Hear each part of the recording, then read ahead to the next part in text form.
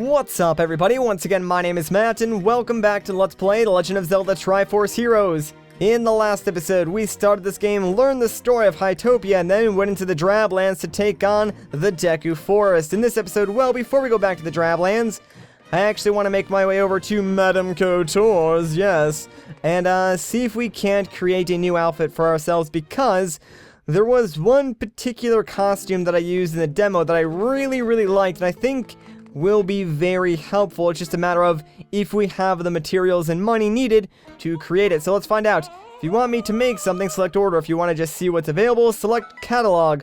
Alright, so let's go to catalog and see.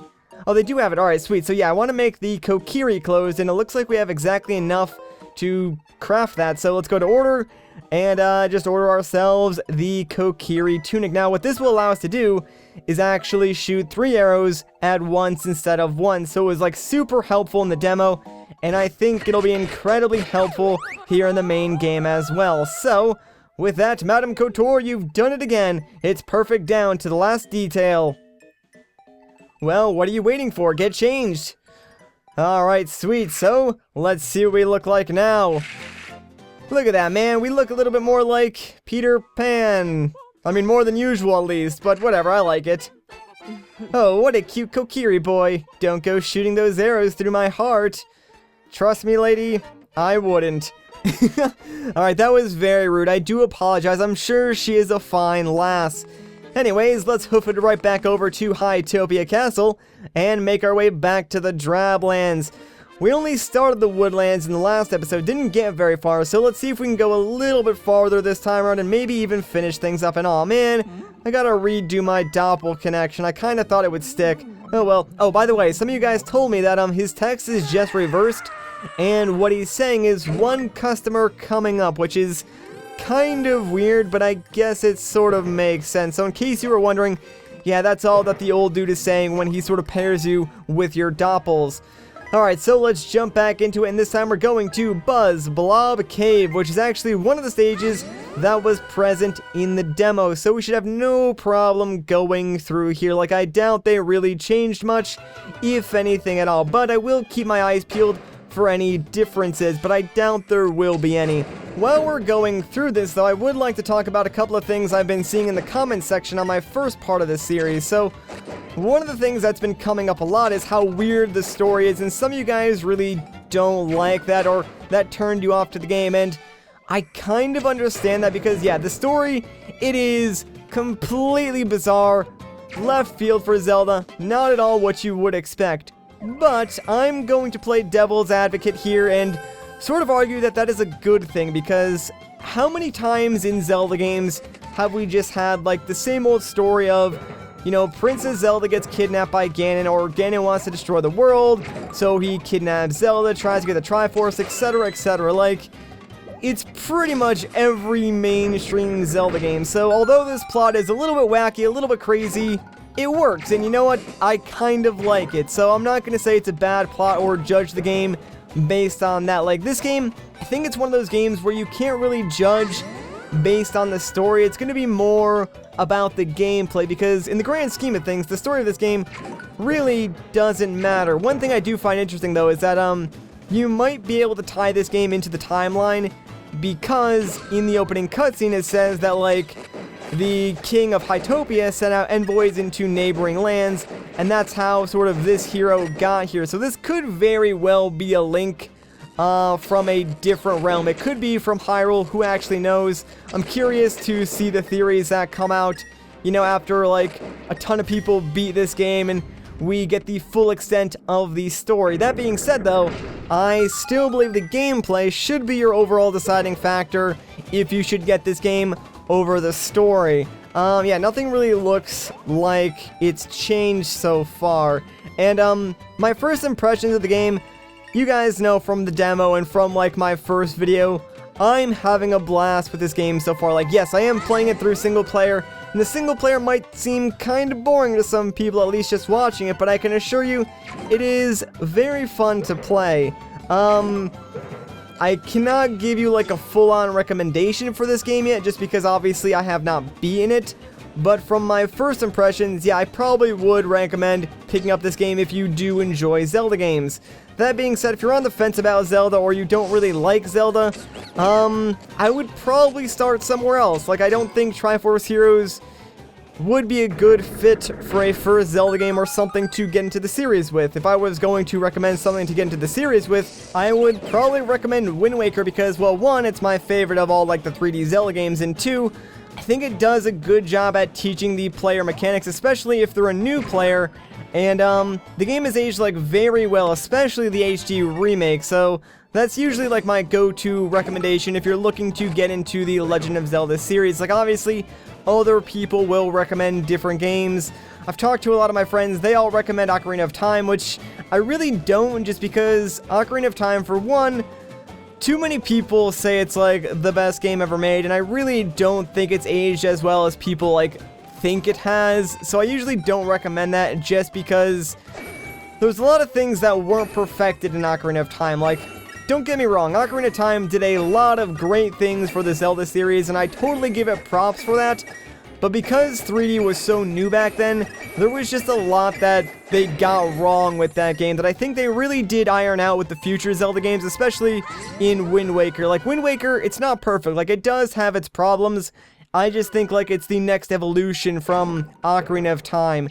That being said, though, I don't want to get in, like, a huge Ocarina of Time versus Wind Waker versus Twilight Princess debate, because here's the thing, at the end of the day, they're all great games. Like, Zelda is fortunate enough to have only a few games in its series that I would consider, you know, bad games, but even then, that's still way better than a lot of the other, like, huge series out there, so we're doing good, guys. That being said, enough rambling, let's focus on taking down this giant Chew boss, and oh, that was not very smart.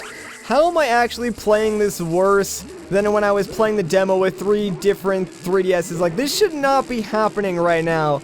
Red Link, come here, please, and now we should be good because, yeah, I just wanted, like, Kokiri close Link on the top, that way I could use his 3 arrows to kill this guy a little bit faster. That is one thing that I wish you could do in single player was, dress up your doppels. Maybe you unlock that later on, but, right now it doesn't seem like you can change the outfit that your doppels are wearing, which kinda stinks because those outfits give you a lot of really cool abilities. But, I guess it doesn't really matter. Alright, so now that giant Chew has been defeated, well, I guess we're pretty much done here, so let's just set everyone into this Triforce light and make our way back to Itopia Castle and do my least favorite thing about these stages, and that is picking out one of the 3 different chests. Yeah, because here's the thing, I know I'll probably regret whichever one I pick. Hey, I got a Tektite shell, not bad, not bad. What were the other 2? Just some Blob, so, okay, cool. I guess we got lucky, and we did get, like, the rarer material, I guess you could say. I don't really know, because I have really no idea of what these materials are worth. I think there is a shop in town that does sell materials, so I should probably check that out at some point just to learn, you know, what's rare or what's more needed. Also, should probably get that camera from that photo bro at some point, so please, someone remind me in the comments to grab that, and I'll probably do it in, like, the next episode. For now, though, we're gonna keep exploring the drablands, so let's just put all our doppels back on this Triforce and head back out, because this time, we're gonna take on the Moblin base. Are you guys excited? I know I am, and this time around, we're not just gonna get our bows, but we're also going to get bombs, and I think that is the first time in, like, the main game that they're actually letting us use bombs. I could be wrong on that, though, because you guys know I have a very terrible memory, and for whatever reason, I think maybe we did use bombs in the last episode. I could be thinking of the demo, though, and I think that's what I am thinking of, so yeah, I'm gonna go with my first assumption and think that this is the first time they're giving us access to bombs, which is pretty cool. And yeah, make sure if you're using the Kokiri clothes, you don't pick up the bomb, because then you can't use your, you know, costume unique ability, because it's not like Kokiri Link can throw 3 bombs, and even if he could, I really don't think that would be that useful. Anyways, let's blow those cracked blocks, because it looks like there are 2 switches that we need to hit with our arrows. So let me get my archer links in position here, and hopefully we can hit these 2 switches.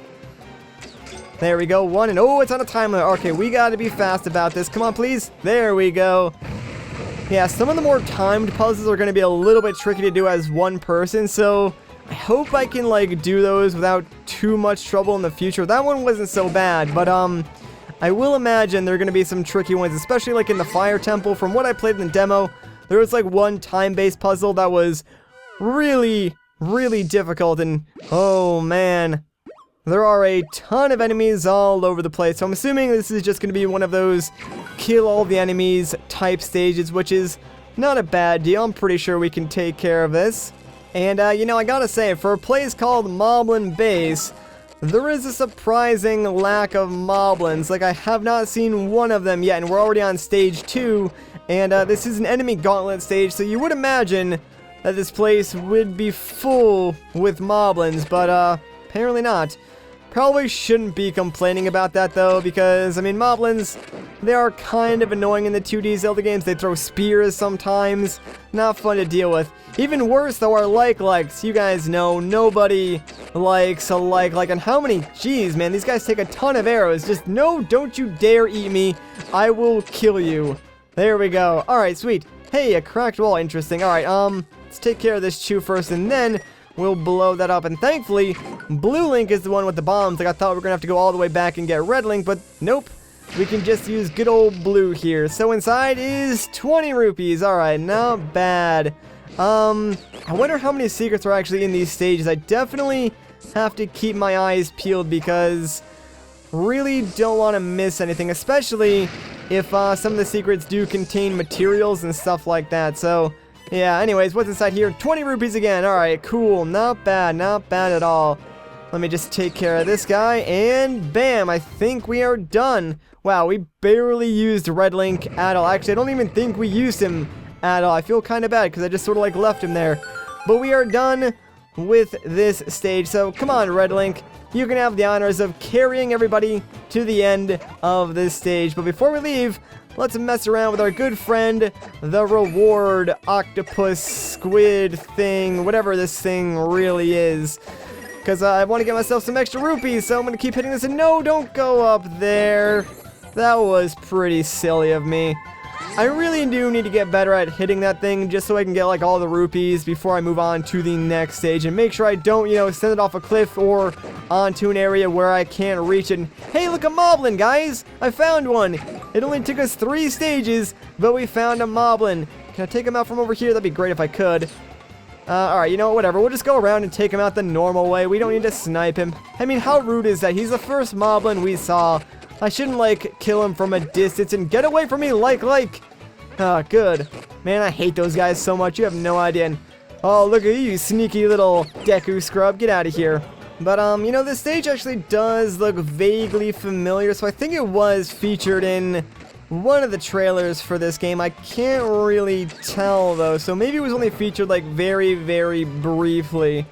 Oh, well. Oh, you know what? It looks like I might need Blue Link to actually hit this switch with a bomb, so come here, Blue. It's time for you to get your 15 minutes in the sun, or whatever that saying is. I probably should just, like, totem and carry all my links from the beginning, because this is, like, the second time I've had to do this. Anyways, there we go. And oh yeah, this is definitely from the trailer because I totally remember this puzzle. So all we gotta do is hit these switches with our arrows. So hopefully I can do this. And of course it is time, so let's do this quick. Come on, go back to Blue. And oh yeah, 2-for-1 special, baby. Nice. Not even bad. And hey, a small key. Alright, so I think I can throw my links over there. Problem is, I have no idea how I'm gonna get them back, but I suppose maybe I don't have to. Let's just, like, throw the key back across, I guess. And then maybe if I go, like, unlock this door with Red Link, it'll finish up that bridge. I don't really know, honestly. Let's see. Hopefully something happens. There is nothing over here besides the ending, so can I swim? Oh, I can swim. Well, alright then, that makes things a lot easier. I was, like, way overcomplicating that in my head, so that's cool. I mean, good to know that we can swim right off the bat. Probably couldn't bring the key in there, though, so I imagine that's why they set up that puzzle that way. Anyways, we're done here, so let's move on to the boss stage. Oh man, what could the boss be? It's probably gonna be like a giant freaking Moblin or something like that, I'm sure. So Let's go and find out. Or just a bunch of, like, smaller moblins. That works too, I guess. Let's just, like, throw a bomb up there and one over here. That way we can take care of those guys real quick. Yeah, that worked out perfectly. Sweet. And now I guess I can, like, take care of the rest of these guys with arrows, except I do need to be taken up one higher. That way I can hit this guy from afar. Don't you dare throw your spears at me, man. Uh-oh. Okay, that thing is going critical mass, baby. Oh, wow. Alright, that's a little bit scary. Do not want to mess with that thing. Alright, where are you? There you go. I knew I saw another moblin somewhere. Can you just get out of here? Oh no, there's more of them, guys. It's phase 2. Quick, come here, Archer Link. I need you to shoot down these moblins and run away from that thing. Jeez, man. Those guys are pretty scary. I wonder if there's a way to, like, stop that from exploding and get rupees, because I did get 50 rupees before, and I have no idea, like, how I got that. Oh, come here, Red Link. I need you too, because this guy's on 2 of them, and that's twice as scary as 1 of them. Well, not really.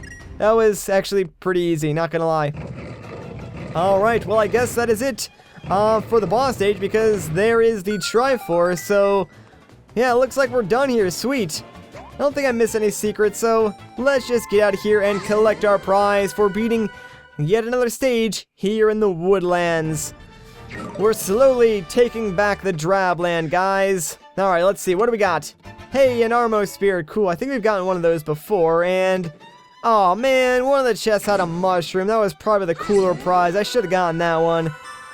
Oh well, what are you gonna do? Another stage has been completed though, and we still have yet to use one of our fairies, which I'm pretty happy about. Not sure if we'll be able to get through the entire game without using a fairy, but who knows? Maybe we'll get lucky. Alright, so now that that is done, let's head back to Hytopia Castle, and you know, I think, ooh, new outfits are available at Madame Couture's. Sweet, we'll have to go check that out. But we will check that out in probably the next episode, because this seems like a really good place to end things off. So if you guys enjoyed this part, a like rating would be greatly appreciated. If you want to see more, consider subscribing. But once again, guys, my name is Matt. Thank you so much for watching, and I'll catch you in the next one.